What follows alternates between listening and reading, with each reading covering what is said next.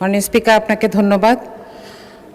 আজকে এমন একটি বিষয়ে আমরা কথা বলতে দাঁড়িয়েছি যেটি একই সাথে বাংলাদেশের অর্থনীতি এবং কোটি কোটি মানুষের স্বার্থের সাথে জড়িত।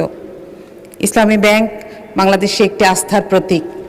প্রায় 400টি শাখা, 271টি উপশাখা, প্রায় 2800টি এজেন্ট ব্যাংকিং আউটলেট এবং 3 কোটির মতন গ্রাহক নিয়ে এটি বাংলাদেশের মানুষের কাছে একটি আস্থার প্রতীক হয়ে দাঁড়িয়েছে।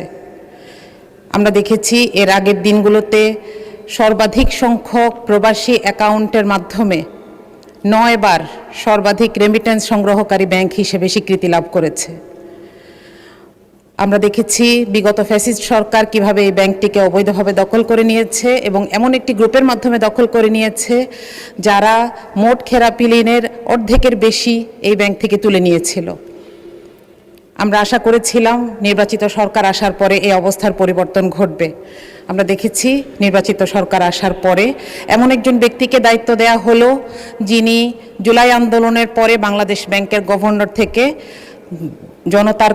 জনতার আকাঙ্ক্ষার কারণে অপসারিত হয়েছেন। আমরা জানি না এর পেছনের কারণ কি, বরং তার একজন পরিবারের সদস্য, তার স্ত্রীর 3 কোটি টাকা ঋণ খেলাপি। সুতরাং এক্ষেত্রে আমাদের মনে হয় যে তিনি এই পদটির জন্য কিছুতেই যোগ্য ছিলেন না। এর প্রভাব যেটা পড়েছে সেটা 4 জুনের বিজনেস স্ট্যান্ডার্ড থেকে আমরা দেখি 7 দিনে 4200 কোটি টাকা এখান থেকে তুলে নেওয়া যাওয়া হয়েছে। গ্রাহকরা আস্থা হারিয়ে ফেলছেন। সিআরআর প্রয়োজনীয়তা 7000 থেকে কমে 2600 কোটি টাকায় নেমে এসেছে। এই বিপুল ঐশ্বর্যময় ব্যাংকটি অবশেষে বাংলাদেশ ব্যাংকের কাছে 10,000 কোটি টাকার তারল্য সাহায্য প্রার্থনা করেছে, যেটি একই সাথে দেশের অর্থনীতির এবং ব্যাংকের জন্য চরম অবমাননাকর।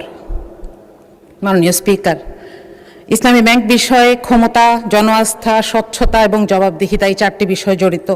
সুতরাং দেশের অর্থনীতি এবং কোটি কোটি আমানতদারের স্বার্থে এই ধরনের অযাচিত হস্তক্ষেপ সামগ্রিক আর্থিক অবস্থায় প্রভাব ফেলতে পারে। এমত অবস্থায় আমরা 2টি বিষয় জোর দিতে চাই।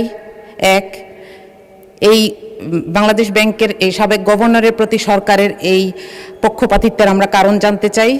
2, বাংলাদেশ ব্যাংকের তদারকি কাঠামো, প্রাতিষ্ঠানিক স্বাধীনতা এবং সংসদীয় জবাবদিহিতার মধ্যে ভারসাম্যতা আনা জরুরি। মাননীয় স্পিকার, আমি সবশেষে বলতে চাই, ইসলামী ব্যাংক কেবল একটি আর্থিক প্রতিষ্ঠান নয়, এটি একটি ইকোসিস্টেম। সুতরাং এটিকে ক্ষতিগ্রস্ত করলে সারা দেশ ক্ষতিগ্রস্ত হওয়ার সম্ভাবনা থেকে যায়। মাননীয় স্পিকার, আপনাকে ধন্যবাদ।